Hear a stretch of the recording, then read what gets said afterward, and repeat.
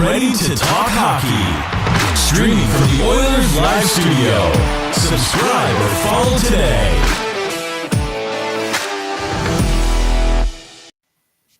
Hey, it's Michael here, also known as Oilers Live. I've got co-host DashInThePark here tonight. Haven't seen Dash for a while on Oilers Live, and seemingly our regular guest, senior writer from the Heavy Hockey Network. In fact, the guy that seems to write about 10 articles a day, Mr. Ryan Lotsberg, joining us for Wednesday night's episode. We're going to go for a little while, talk a little bit of Oilers hockey and whatever else we know around the league. A few exciting things happening. Some division among Oilers fans as to how exciting they really are. So we'll talk about that tonight. And at some point in the show, against my better judgment, I'll pass the conch over to Dash in the Park, and we'll do a Tell Me I'm Wrong episode. How's that sound, guys? Yeah, you will. Here we go. Yeah, and no argument against my better judgment, I take it. Can I tell you you're wrong? Yeah. This is my 102nd time on Oilers Live. I would say you're far past using your better judgment by now. If that's true. Raised over to me. Huh. How you guys doing? Good. Yeah, it's been good. It's been good. It's nice. It's nice we get to make Oilers news and talk about Oilers news all the way till the end of the 7th game of the Stanley Cup Finals. And man, they just made it continually interesting ever since, haven't they? This has been the most continuous stream of action we've had as Oilers fans in forever. We'll head right into the captain's skate and been at 72 straight months of Oilers news over the last 2 years. This is pretty impressive. Yeah, I mean, from the off season of all off seasons from Jeff Jackson, and Oilers Live, and Michael brings up divisive fans. Well, did Jeff Jackson do as good as we thought he did? Some think so, some think not. There's been some news recently, but what the heck? I'm a co-host. Michael, you're one of those guys too. Lotsy, I think you're probably the associate host now, which means we got too many cooks in the kitchen. But executive associate host. Way too many cooks in the kitchen, but that's okay. Executive assistant to the associate host. How about that? So let me just ask the obvious question, since I got the mic anyways. Michael's going to go there, but we are on August 21st at 9:07 p.m. and we no longer have our two youngest players from last year's playoffs, and Dylan Holloway and Philip Broberg. The Oilers declining to match the offer, the RFA offer or contracts offered by Doug Armstrong and St. Louis Blues. And here we are in the aftermath. So, Michael, what do you think, bud? Where's your head now? You've had a day to had it all sink in. Yeah, I mean, when Sarah Volley first wrote that he thought it possible the Oilers might not match either, I'd started considering that potential situation. I think, Rashog said it's devastating loss to the Oilers. I don't know if I'd classify it as devastating. I mean, I think that's a little bit of an overstatement, and maybe not his words. I mean, that's the headline of his TSN article. But look, Broberg played 23 total games for the Oilers last year. The Oilers had a hell of a season if you take out the first 20. And that's not on Broberg. Broberg's not the reason they had a great season. He played the final 10 games, of which he lost 3, he was part of a team that lost 3 in a row, right? That didn't win a series, right? And so, I question all those folks out there that think that Broberg is, the second coming of Lidstrom, because Me too. He's just not. He wasn't that important a piece. Now, also, I mean, the next criticism among Oilers fans is you're overvaluing Cody Ceci. I would say, yeah. I mean, if you like, I'm not overvaluing him if I say he's beneficial to the team. He was a veteran presence, a guy that's played a lot of great minutes over a couple of years. And he was, on the other hand, a very important part of this team making it to the playoffs. He was, he's not stellar. He was no Norris candidate by any stretch, but he was an important part of the top 4D. So what I'm most upset about is losing CC. I think with Ty Emberson, we get a player that's similar in level to Broberg. We haven't seen enough of him, but if we go by, Spencer Pomodi and some of the stuff he put out there for heavy hockey, I'd say he's probably on par with where Broberg was. Do we have guys that can fill the hole that Holloway has, which is the speed and the youth? And, I tell you, Pud Colson, has that potential. In fact, he's got, if you ask me, he's probably got more potential. But we just haven't seen it in Vancouver. Now, Vancouver's, they haven't been a great team other than last year, right? So, will Pud Colson maybe shine when he gets put in an Oilers uniform? We'll see. So I guess at the end of the day, look, I don't think the Oilers had much choice, right? Like, you can't pay a guy 23 games, $4.5 million on an AAV, and then not have the option to trade him if he doesn't work out, right? Never mind 3 games, less than 100 games in 6 years. Yeah. So whether that's our organization's fault or not is another conversation we'll have. Sorry to cut you off, but and you're right. I mean, that's exactly it. It's whether that's our fault or not is another thing. When I say this, doesn't change the fact that you can't pay him that money. Yeah, I'm not putting Broberg down.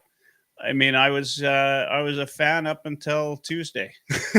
Now he's part of the enemy, right? Look, he's not worth 4.5. He might not ever be worth 4.5. So, I think the St. Louis Blues, and in fact, I put it out there that I suspect we won't see Broberg play a full season next year. I think the Blues will be lucky if they get 50 games out of him. There's a hell of a segue, because I just wanted to make a comment before we jump to Lotsy.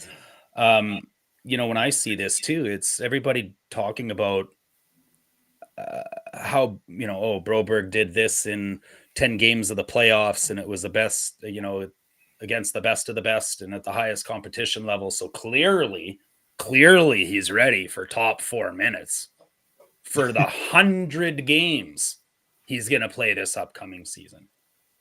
Put your hand up if you think Broberg's durable.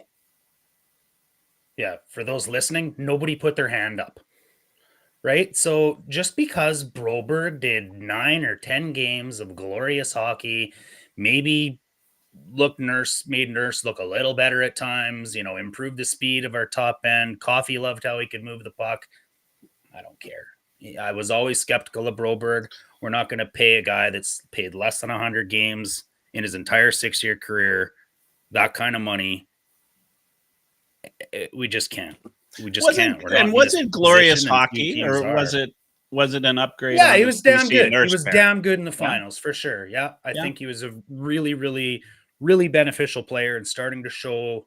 I mean, I'm not what he was drafted as, which is a top 2 defenseman. Glorious seems like, He did some things really uniquely. Like he's our best puck skating defenseman, and I don't even think it's close otherwise, right? Like, 100%. Like he skated himself out of trouble a lot too, and that was very important against that aggressive Florida forecheck. It was huge.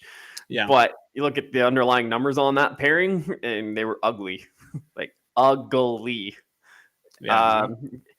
On one hand, Broberg allowed the fewest 5-on-5 goals against out of any Oilers defenseman in those 10 games and in that series.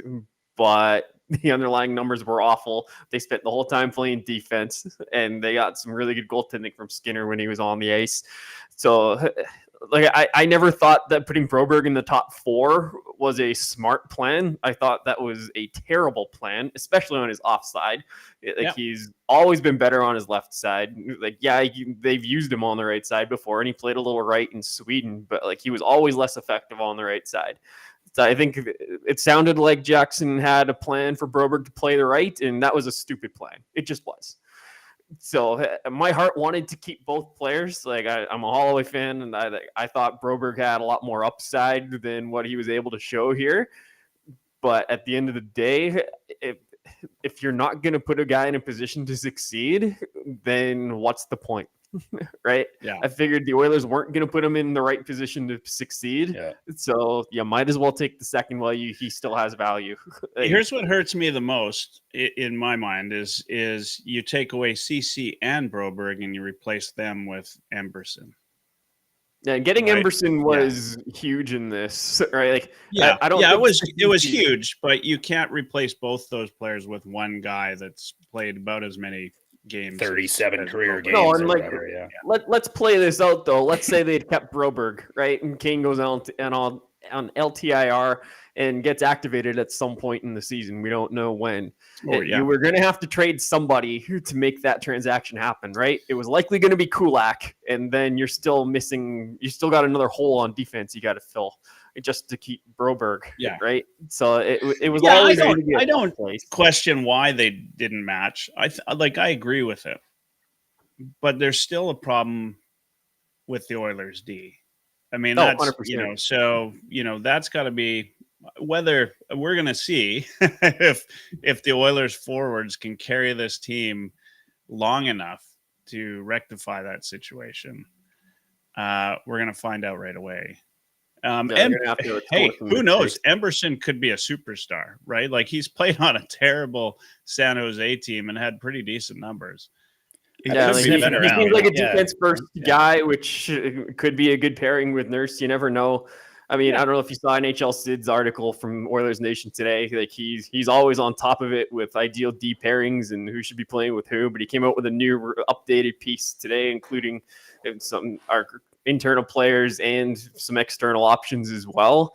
Emberson doesn't retrieve pucks he doesn't move the puck quite as well as you want in an ideal partner for Nurse. But like we don't have anybody that's a truly ideal partner for Nurse. Except for Bouchard, but that's a whole other conversation that we'll get to later in the offseason. I mean, Lotsy, why do you say that? Just because the Oilers got rid of every single one of Nurse's D partners from the playoffs? Person Nurse, baby. Darnay. All three of them. Gone. Yeah, we did. Well, Kulak got a little bit of time with Nurse as well. He's still here, not but as like much as the other three, but not as much as the other three. That's for sure. Broberg, Harney, and Cece had 95%, and they're all gone. No, it's very true. I think Bouchard is the best potential partner for Nurse that we have because he moves the puck better than anybody. He's really good at rush denials. Like he stands the blue line very well, and he's really good at retrieving pucks. Like that's what you need to play well with Darnell Nurse, right? So what was? I brought up the article from NHL Sid. I don't want to read the whole thing right now. I'll read it later. He's usually pretty good. He's got a good look at the numbers. What was his outcome in terms of where the defensive pairings should play in his mind? Like in an ideal world, my understanding of it was he'd prefer to see an external option come in. Like Kulak fared better than all the others that played with him in the playoffs, but like that's not ideal. Stetcher and Brown aren't options for a second pairing. Emberson was a close second to Kulak internally. But like he floated the idea of splitting up Ekholm and Bouchard and playing Ekholm on the right side. But that's not how I would do it. But like I say, I plan to write a piece on it eventually as well. But the outcome was someone external, ideally, and that hope maybe before the season, but more than likely closer to the trade deadline. Yeah, Emberson's a coin flip. How can he be anything but? Anybody that's played less than 200 NHL games is a coin flip, let alone somebody that's played less than 40 games in the NHL. Now, that said, I do trust a lot of, Spencer Pamati, Grayson Gowdy, Bruce Kurlock. There's guys whose opinions I deeply respect that have all said that, he's a bit of a fancy stats darling, right? He's good with the shot metrics against. He's a bit of a possession guy, defense first, which great. I think anybody that's defense first on a pairing with Nurse is probably a really, really good thing. We don't need another, and I don't want to breach another topic in the second half here, but we don't need another Justin Schultz or another Tyson Barrie or another offensive type defenseman with defensive deficiencies, right? Like we need a Tenorti, we need a Suter type. We need exactly like Emberson plays, and I like his chances as a result. I know he also played for Knobloch a couple of years ago in the minors as well, and was successful there. And I think that year under Knobloch, I want to say he won the Eastern Division AHL Defensive Defenseman of the Year or something like that. Yeah. Maybe that means as much to us as Vincent Deharnay winning the Defensive Defenseman of the Year in the NCAA in 2019 when he captained Providence, right? Yeah, we have a good style or sense of what Emberson is. Like he's defense first, and he's young. Maybe he develops into a top four. Like he got some top 4 minutes in 30 games in San Jose, but they had some injuries, and that was a terrible team. So a whole different situation than he's walking into in Edmonton. So how is he going to do? Yeah. One of Knobloch's strengths is pulling the best out of his players and trying to pull the right strings at the right time and stick him in the right positions at the right time. He's been pretty damn successful at it. And so I guess maybe, I'm sure feels like he's got a finger on the pulse of this player from the past and maybe knows how to push his buttons. And, maybe that allows us to stick him into a top 4 role earlier than possible. But, to circle back all the way to Michael's point here that he kind of capped us up with was, our D isn't better. It's considerably worse. So we could either move on to the debate of whether our team is better now than it was when we were in the playoffs last year, which maybe we'll keep for the second half, or we can go there if you want. But I kind of want to touch on what Jeff Crest said in the messages. Had a boy. Look at Michael. What a producer. Bang, he's on it. Do we want to win a cup? Jeff says. If yes, we need to win it now. Plus 6 years to develop an 8th overall pick. Come on now. There's some development negligence here. No? I'd argue for sure. Absolutely. I don't think at any point in time that you take somebody 8th overall and he doesn't play F-all for the first 6 years of his career and was really done nothing but blocked and stonewalled the entire way. So, I know that Ken Holland loves the let them soak in the minors, make sure they're right, make sure they're ready, but there's a flip side to that too. And ultimately, just because Holland was patient with guys doesn't mean it's the right thing to do. And by bringing in Keith first, ultimately, maybe, I don't know if he was ready when Keith was here, but then you overpay Nurse and then you lock up Kulak for 4 years and you're bringing in all these left-handed defensemen that you're basically saying are going to play ahead of you. Then you go draft Bo Akey, who's likely the same type of player who's going to come up behind you, right? So Broberg's writing was kind of on the wall ever since he got here. The key moment, the crux of it though, Dash, 2022. Ryan Murray got signed on September 2nd, 2022, right before camp. Holland said that summer that Broberg would have to play his way off the team at training camp. Yeah. Right. So you bring in Murray, he gets the 6th spot. Like he didn't have a great camp, but he's the vet, so good enough. And then it was really between Niemelainen and Broberg for the 7th spot. I personally thought Broberg had a better camp than Niemelainen. That's not what the media and everyone was saying at the time. And then Niemelainen won the 7th spot. You get Broberg playing in the AHL, which good. You get him skating. But then he hurt himself. It was a fluke injury. It was the kitchen injury, right? But Murray goes on the shelf. He plays 13 games, goes on the shelf, never to play again. Niemelainen gets 23 games, and then Broberg finally gets healthy and gets a look. And I thought he was effective on a third pairing in the 46 games that he got. It's like I look back to fall 22. I think that was the big moment where Broberg they had a chance to get him into the third pairing on the left side, but they didn't do it because they had to give the guy a veteran to compete with in camp. And I think just to add one more little thing to that, and I want to get into what Kevin Cassian said in the comments here that Michael's also highlighted. But the additional thing to that, I believe, with Broberg is also that, like, yeah, you got to play your way onto the team, but you got to be given opportunity in order to be able to play your way on the team. And you know, and I know it's a two-way street, and I know that the player didn't even maybe ever want to be here from the beginning, but you know, Coffey was starting to give him some opportunity. Coffey really started to like the way he was going to play. But then flip side of the coin, I still blame the organization because, you know, I almost liken it to Ken Holland having a bunch of kindergarten kids. And even though little Mikey and little Ryan passed their kindergarten with flying colors and were excelling, I'm going to just decide to hold you back a year. Anyways, I want you to repeat kindergarten. When, you know what, the best thing's probably for you to go to another school. So just because Ken Holland does that, it doesn't mean it's the right thing to do. And I know Broberg's got to earn it, but he needs the opportunity to earn it too. Michael, you've been quiet for a while. Yeah, you know, I mean, I'm more to side with Kevin's point. Like, yeah, you know, Ethan Bear is a good example of that. Like when he decided that he really wanted to earn a spot, he did everything he had to do during the off season to earn a spot. Right. I just, you know, I can't disagree with you. I knew you'd take this stance, but I just don't know that the NHL isn't a developmental league. It's not, right? Yeah. No.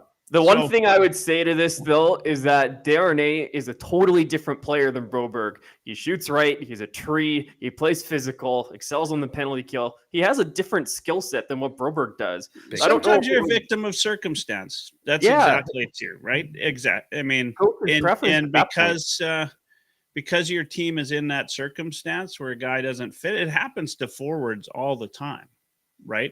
Guys that would be, you know, top 6 forwards, but because they, you know, there's no way they could play bottom 6, they never get a chance to even play in the NHL.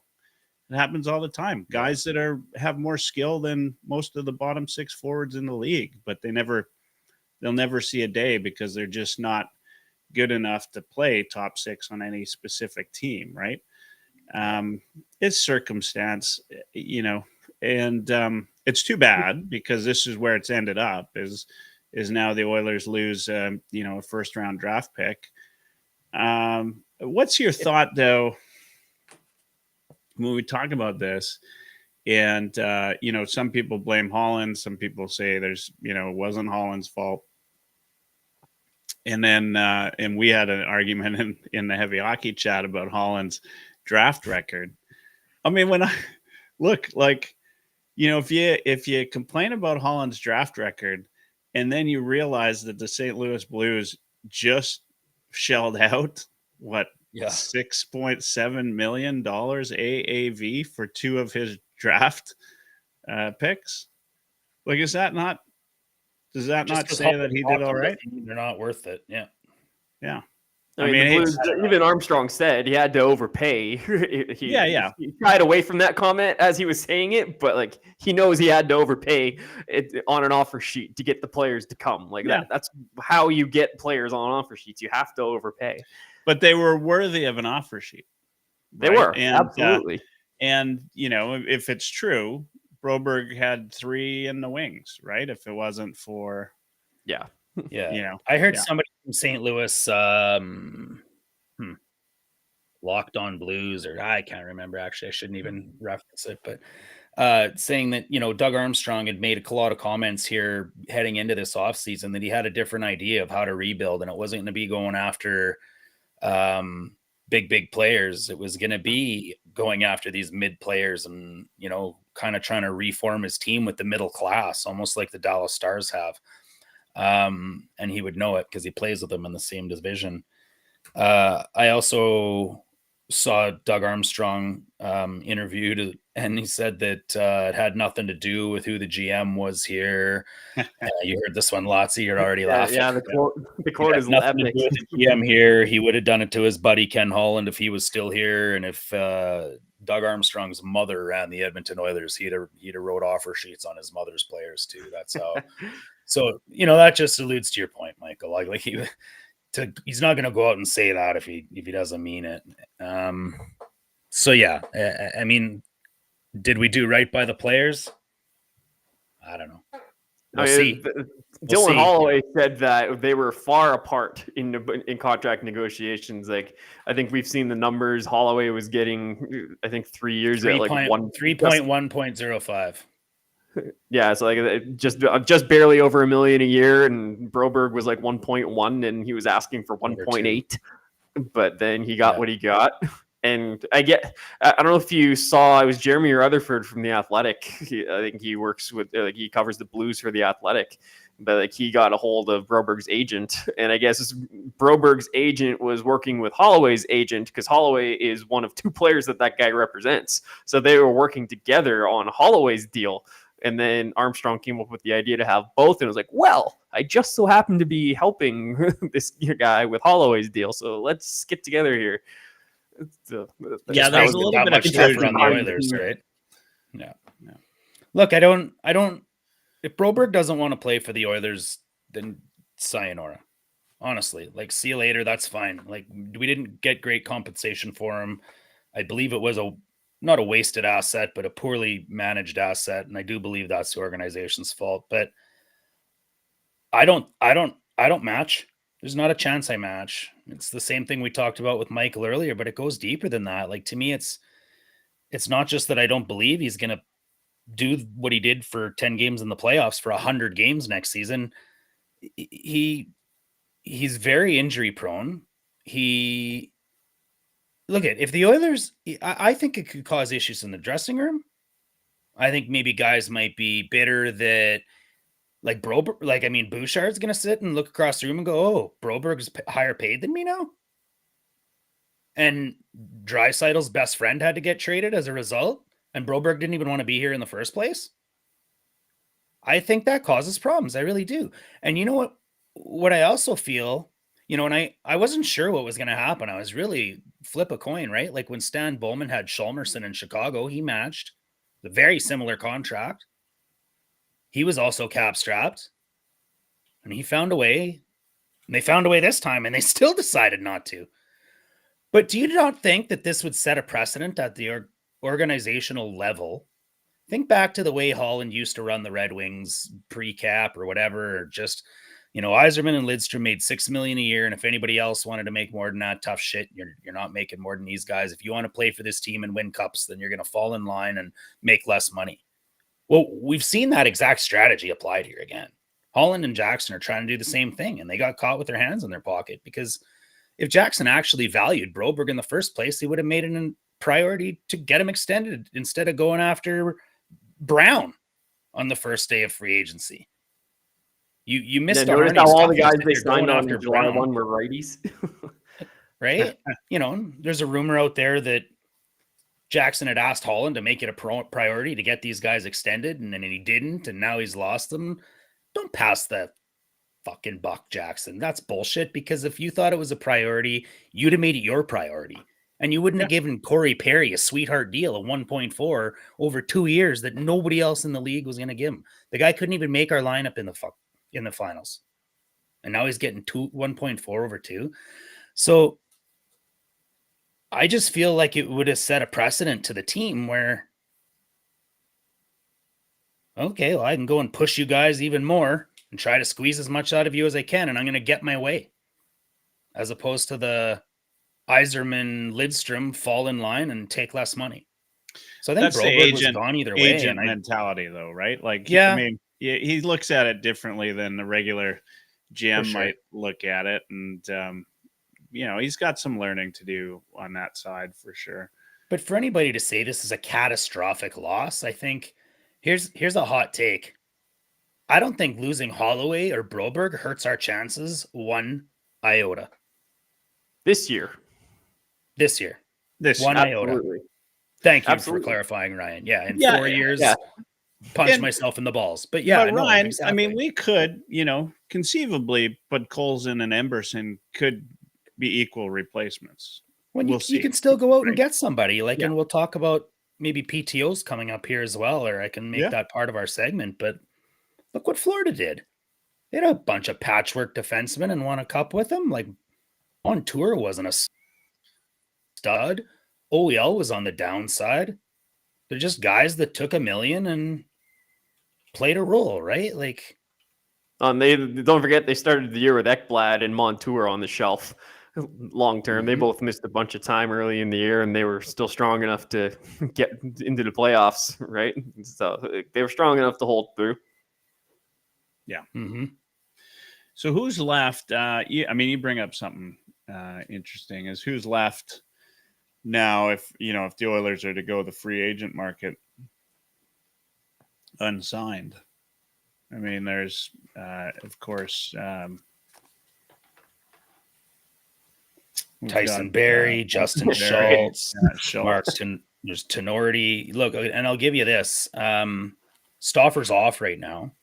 Yeah. But he came on and did a hit, and him and Brendan Escott were kind of joking around about the Draisaitl thing being released soon, which would make perfect sense, because why not distract the fans away from the crap that just happened by going, ta-da, we've got Dry. But also that we'd still potentially be bringing in a PTO, and that the PTO had a prior tie to Knobloch. Yeah, I heard that. So that can only be 2 players really that have ever had any kind of history with him. Yeah. I mean, it'd be either Tenorti or yeah. And the reality is like PTOs, there's going to be a couple anyway, right? We'll see that. And Camp will tell us a lot. I think the Oilers, to your point, I don't think it's devastating at all that they lost Broberg and Holloway, just based on the fact that I think the Oilers were great last year with or without them in the lineup, right? But I think the experience lost with CC on the back end. I'm not saying CC's superstar, but that experience in the minutes he played, that hurts, because there's nobody right now that's going to fill that gap. I do think, however, that the Oilers can take some time, right? And depending on what they do with Kane, like if he's in LTIR as the season starts, or if they accrue cap space or whatever they do, right? Like, that'll change so much in terms of their strategy. So they may just be looking to, which wouldn't surprise me either, start the season as is. You got a little bit of a committee on that right side between Stetcher, Brown, and Emberson, right? And or maybe Kulak filling in for experience on the top 4D, right? Yep. And some type of thing there, and then just see how it goes, right? Go from there. And if it you get by until you really know what you have, because who knows what you have. Like you said, it's a coin flip with Emberson today, right? Like, you don't know. Stetcher had some good minutes with the Oilers when he came in and played. I mean, he wasn't stellar by any stretch, but he wasn't awful. So he's capable of filling in some role, but I suggest, it'll be 7D will be a for sure thing at any time. They might not all be, on game day suited up, but they'll be around the organization, and you'll see that 6 guy, completely cycled throughout, right, until they get the right pairings. Okay, it's time you give me the reins. I got a couple segues. We're right on the heels of it, and I probably took the reins a long time ago, and this is now just fake because I like to talk. All right. We're going to do a little segment that we've been doing recently. Call it whatever you will. Call me an idiot. Tell me I'm wrong. But I'm going to make some statements. My clarification is I don't know whether I even necessarily believe in these statements. I'm just going to make some divisive statements. And you guys can either tell me I'm right or tell me I'm wrong. And I think Bearsy was just on the heels of a couple of them right there. So I think I'm going to start with this one. The Edmonton Oilers are a worse team. No, I'm going to set this up a little bit first. We lost Foegele. We lost McLeod. We lost Broberg. We lost Holloway. I think that's probably 4 out of the top 5 or 6 fastest players on our team. We lost Kane probably to LTIR. We lost to Harney and again Holloway. I think those were 3 of our toughest, scrappiest players. Now, yeah, we added Brown, Podkolzin, and Arvidsson, a bunch of little rats kind of instead. We've turned well over, I think, Nate from this team to this year's team. Defense is worse. Our penalty kill is worse. I don't even know if a penalty kill power play goal was scored against CC on the ice the entire playoffs.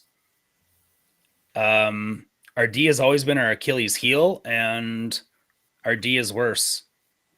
Here we are.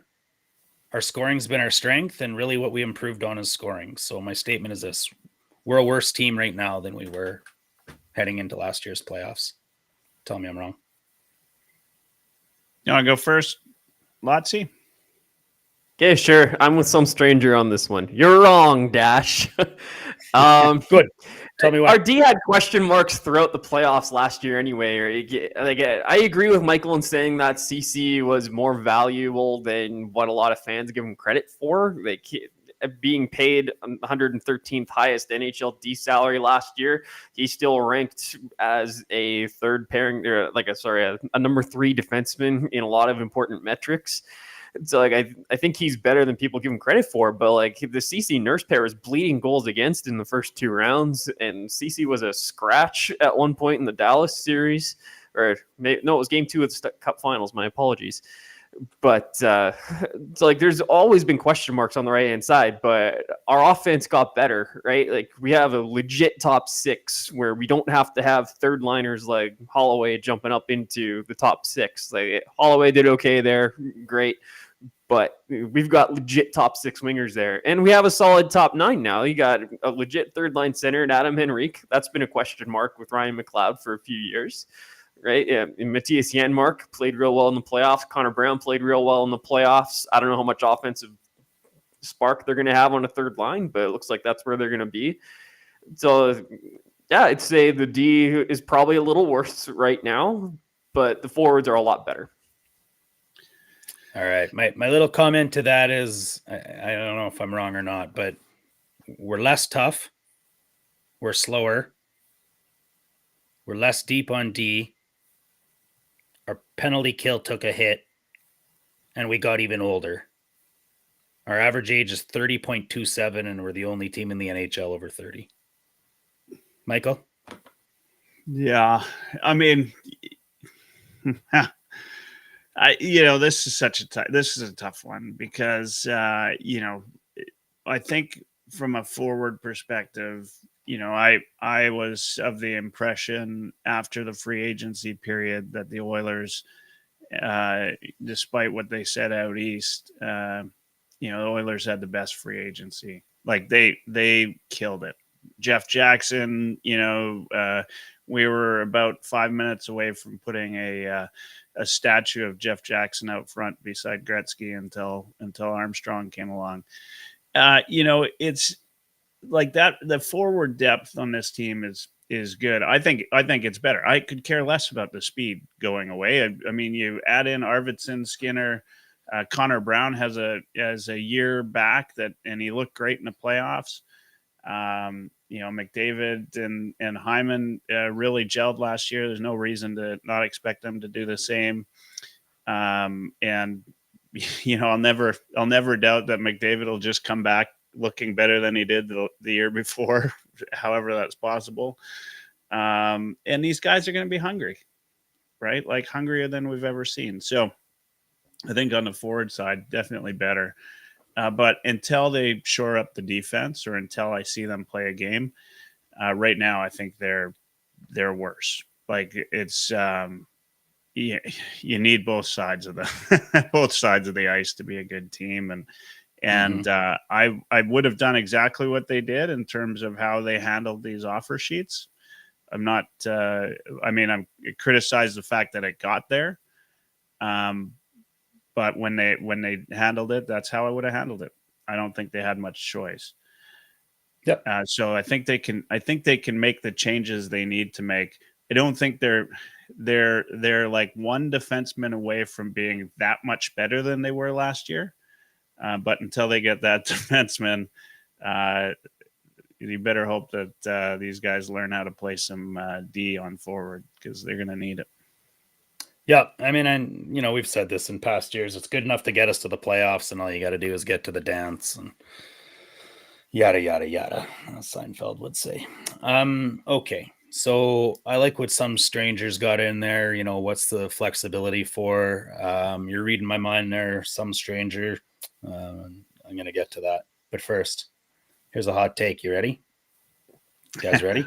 You put bet. Your tinfoil hats on. I'm never okay? quite ready for these. put your tinfoil hats on, boys. All right. The Oilers needed some draft assets. They needed some draft picks. You're sitting with a 6th and a 7th. You might as well cancel the draft if that's the case. We needed to move Philip Broberg at some point. He didn't want to be here. We kept blocking him anyways. We needed to move Cody Ceci. We tried at the deadline last year. We tried in the offseason.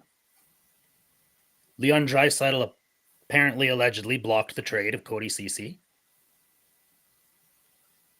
My hot statement is this. Jeff Jackson wanted offer sheets. Tell me I'm wrong. I'll start. I think you're wrong. I mean, it's tinfoil hat for sure. I mean, nobody wants to be forced into that situation, because you get an offer sheet, and what if Garrick was right, and nobody was going to take CC without a 1st or a 2nd pick, right? What if everybody held the Oilers but to they the did, fire? and maybe he knew that already, because Mike Greer told him that trade was there. Yeah, it's possible. I think it. What trades did he have worked out for CC 2 times before that were blocked?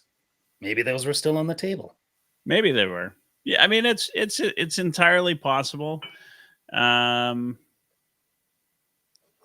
hard to say. I just, I think stranger things have happened in this world, right? Like, there's stuff out there that we think is tinfoil hat that does happen for sure, and this could be one of them. There was collusion between the 2 agents with Armstrong to get that deal done, right?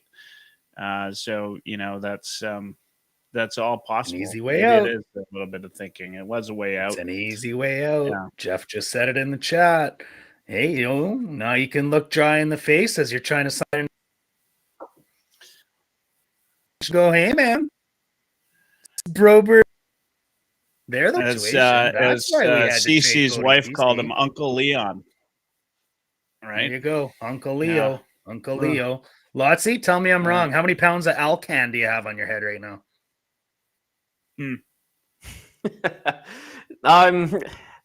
I'm with Michael. Like, I have a hard time believing it was that underhanded. Like, if you're going to try to if you don't want Broberg here, like, trade him, right? Like, a lot of people are saying that the return of a 2nd-round pick was way lower than what we should have got for Broberg.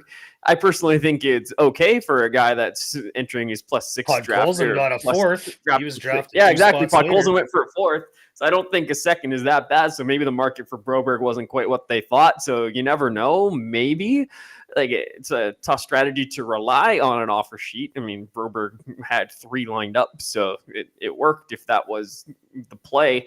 On CC though, we know, there was enough information floating around to suggest that the trade was CC and a 1st to Calgary for Chris Tanev, but Calgary shut that down because A, they didn't want to take CC's contract, and B, they wanted the defense prospects that they got. So. And Sarah Valley said there was a market for CC out there. I don't know what else it would have looked like, but the trade they made, they get a young defense prospect back, right? They had to attach a 3rd-round pick to CC, but they got something of value in return. So it wasn't like it was we're going to have to pay more to get rid of CC. Like that actually brought us something back. Yeah. So I don't think it would have been that difficult to trade CC. Like I don't think it was a poison pill that we had to swallow to trade CC. And it's great return for CC, right? Like, yeah, it's a great return for CC. Yeah. I mean, he's Mr. Game 7 for crying out loud. He's been on a team that's been beaten by the Stanley Cup champion 3 years straight. There's something to be said about that type of experience to bring into your locker room. I mean, who doesn't want that guy that's been Michael Hebert's been clamoring for the Oilers to get a guy like Corey Perry for 5-10 years now because he's got playoff experience and always knows how to get to the finals. Well, that's your Cody. We didn't get the same Perry. We didn't get the same Perry that I wanted. What happened to the Corey Perry I wanted? That's what I want to know. Hey, that's right. Yeah. Okay, good job, boys. I like how we're divisive on these. Okay, so maybe the Oilers put Evander Kane on LTIR. Maybe they don't. It sure worked for the Lightning and the Knights. When the Lightning did it, they did it with their best player and captain. Or not captain, I guess, but whatever, Kucherov. When the Knights did it, they did it with their best player and captain.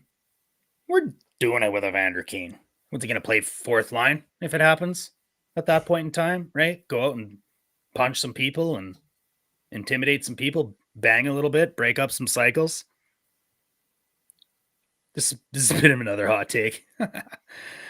With the Oilers' history in seemingly always being able to have the rules of the NHL changed as a result of what the Oilers get away with, my hot take is this. If we go to the Stanley Cup final with Evander Kane in the LTIR spot where his first game's in the playoffs and we win a cup, the NHL will change the rules after this season because the Oilers did it with Evander Kane. Michael, tell me I'm wrong. Yeah, I mean, I can. It just the book. I mean, I'll gladly wear my death taxes and the book always seems stacked against the Oilers in terms of rules. I mean, they've been changing rules as far as the Oilers have been concerned since the Gretzky era. I mean, look, I would be surprised if they didn't help the Oilers out. Really, They might change it before the playoffs start. They might change it midway when they realize what we're up to. Lotsy, tell me I'm wrong. Yeah, same response. I can't tell you you're wrong. I mean, like Chicago did it, Tampa did it, Vegas did it. But if the Oilers do it, a fourth team did it. Oh, now we got to do something. We'll always have Calgary third round pick, and then there was also the Duncan Keith retirement cap recapture fiasco that we were denied. And then we had to pay a second round draft pick to get Chiarelli after he was fired, and then they changed that rule. Yeah, exactly. So there's a track record there. There's a history. Yeah, they'll disallow it, and then they'll penalize us a third round draft pick for trying to do it. Yeah, exactly. Yeah, just because we were the last team to do it, then we'll get penalized for it. Yeah, except it'll be like a 2029 draft pick because that's the next time we have one. Sorry, Michael. Yeah, I mean, it feels like satire when it happens, and it just continues to happen over and over again. I'm not sure. Like I rarely think that the officials are stacked against the Oilers. I mean, I think when you're guy like Connor McDavid, like he's never going to get all the calls that you want. But when it comes to league rules, it just seems like they change them, based on the rise and fall of how the Oilers have been doing, because of players like Connor McDavid and Wayne Gretzky and these extras that we've had. Like they just seem to want to, put a little bit on against teams like that to hold them back just a little bit and not be too good. Right? Yeah. All right. Okay. One more quick one. Let's try to give it maybe a minute or two each on the answers, and I'll be fast here throwing it down. But Michael, you referenced earlier the big argument we were all having and the world famous heavy hockey full group chat. Where this Ken Holland debate seems to never die. He's probably been the best GM that we've had in this century. Yet that's not saying much, and I understand that. It's like trying to pick the best historical dictator or something. Yeah. I'll just get straight to my statement because I think it'll develop the talk enough. I don't think we can evaluate. No, one more little setup. I know we went from 24th place to, losing to the eventual Stanley Cup champions 3 years in a row. I know that's a drastic improvement under Holland. I know it can be argued that, he pushed all his chips into the middle of the table over and over. That said, I don't think we can actually evaluate the job Ken Holland has done because I think we're still living the tail end of it. Tell me I'm wrong. Yeah, I mean, that's fair. I'll start. Yep. I think that's fair. I mean, it's 1 or 2 years left of kind of the remnants of what Ken Holland has left. And I think, as it always has been, it's got to be Stanley Cup or bust, right? And I think to that end, Ken Holland may never have had a, whatever he did, it would have been, 50% of Oilers fans would have hated it, right? Every year they said, trade your first round picks.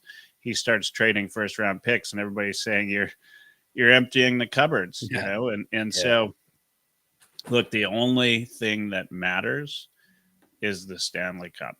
And if the present day Oilers, which some of it is obviously architected by Jeff Jackson in this free agency period, but the core of those Oilers are going into this next year. If they win a Stanley Cup this year, I think we should give some credit to Ken Holland for putting the foundation together.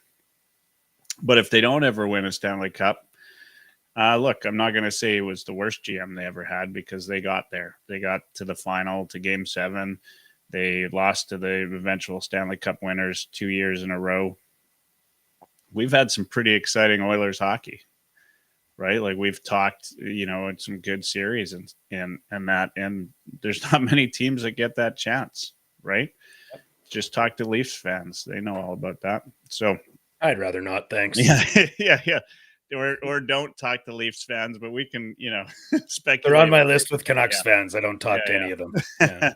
Ryan, we can't tell whether Ken Holland's done a good job or not yet. Tell me I'm wrong.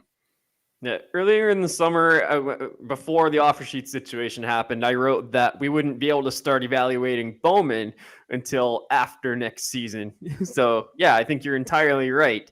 Ken Holland built this team to win either last season or now, right? Or at the end of his tenure or shortly after.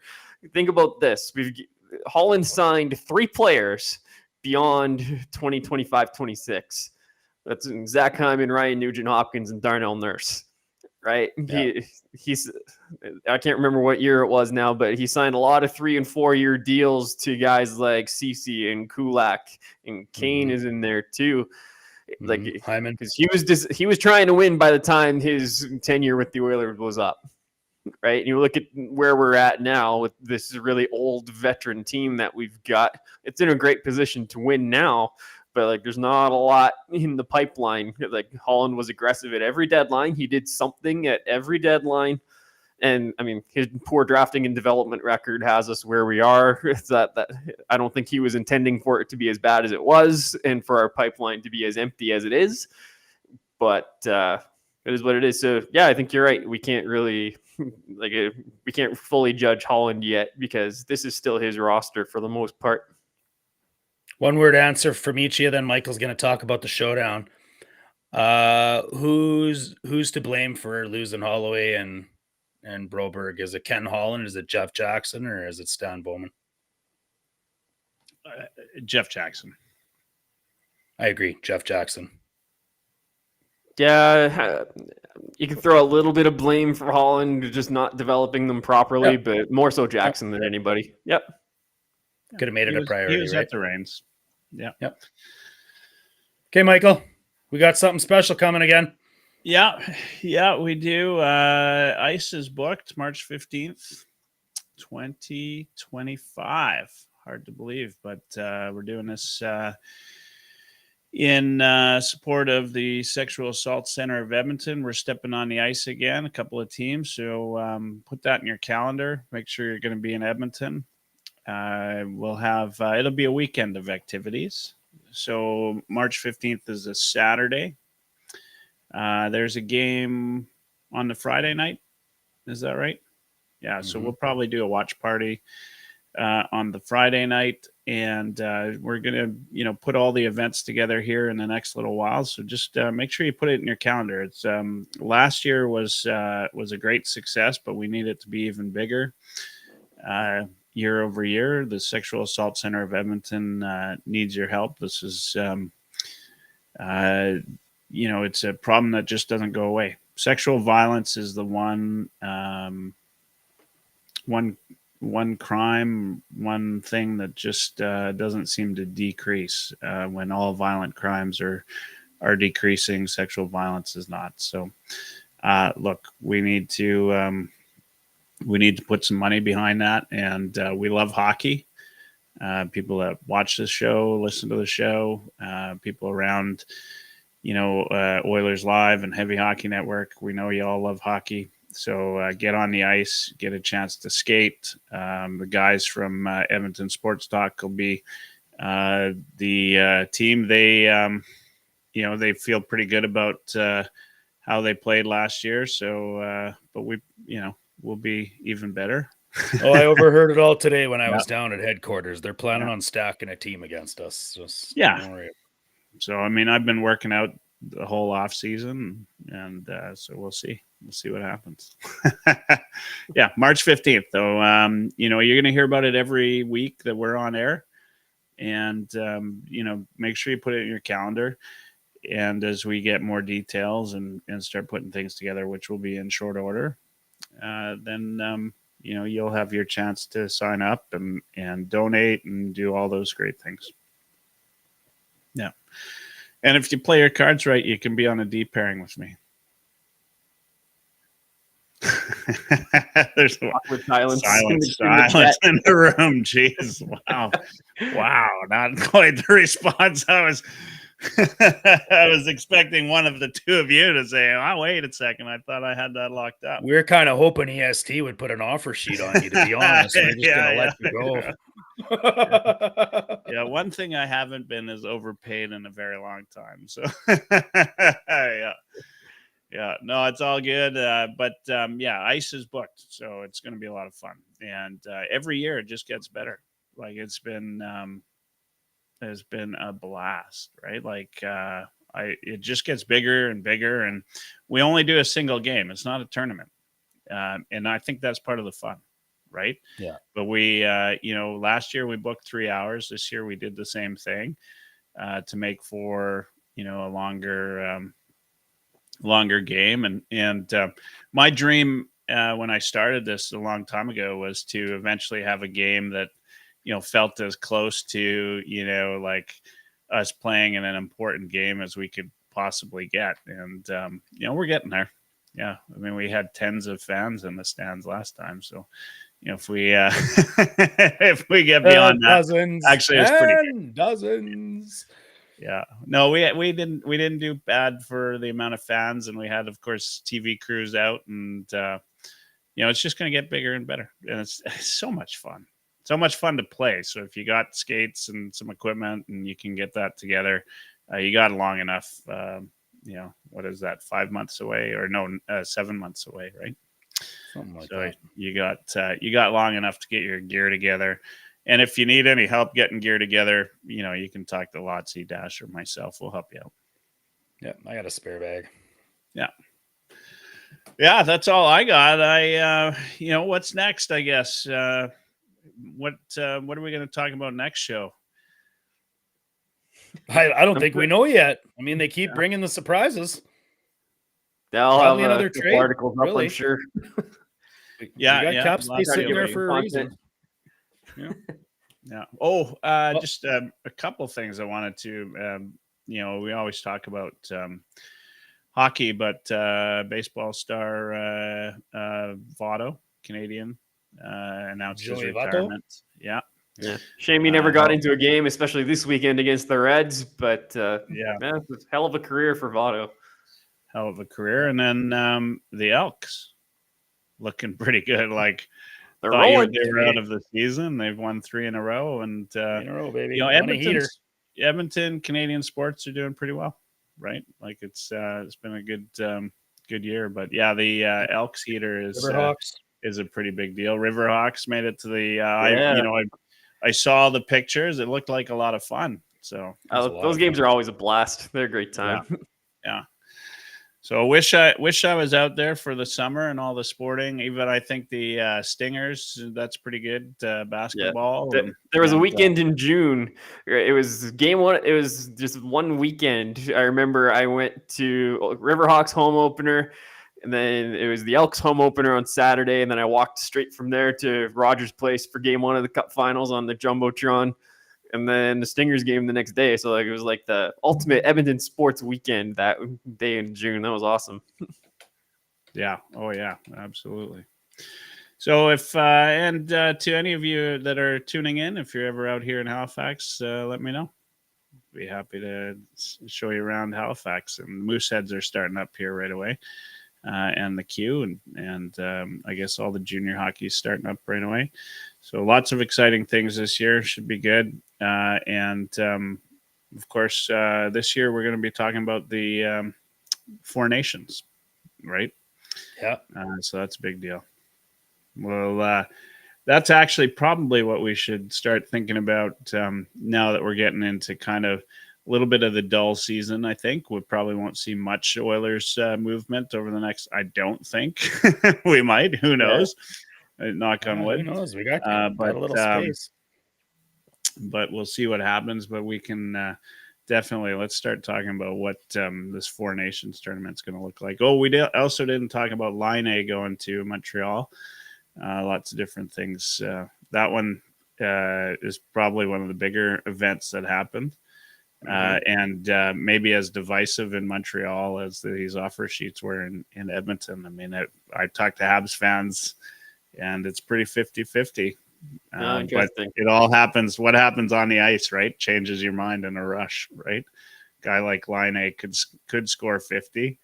I remember, his first what was his first couple of years there. I remember watching him on his live. Fourth straight team. Oh yeah. But watching him live, like back in his early years, like if he'd missed the net, like it sounded like a rifle went off. Like he just he's got a cannon. Good shot. Yeah. So it'd be interesting to see what happens there. He seems to indicate that he's in a better mental state. So that'll be key to that. All right. Well, I'm good, guys. Unless you got anything else you want to talk about, I think it's a good spot to end it. And we'll be back likely next week. Talk some more hockey. Sounds good here. Let's call it a wrap. All good by me. All right. Dash, you haven't been on for a while. Why don't you take the last word tonight? Sure. No last word needed, really. I think it's been a heck of a roller coaster for the last couple of years as an Oiler fan. I think like the way the season went and the wins and the losses and the streaks and and then all of a sudden we walk into last season. It's pretty much a storybook season that a movie could be written about, the way that we were, in last place and all the way through. And here we are on August 21st, and we're still talking fresh news week after week. So we probably have the funnest team in the NHL to talk about, and I love doing it with you two guys. So let's meet back here next week and do it again. Good night. Hey, thanks to all the fans. Appreciate all the comments. A lot of activity there from Jeff to some stranger to Dawson to Ryan to all you guys. Jeff, thanks a lot. Appreciate you listening. Good night.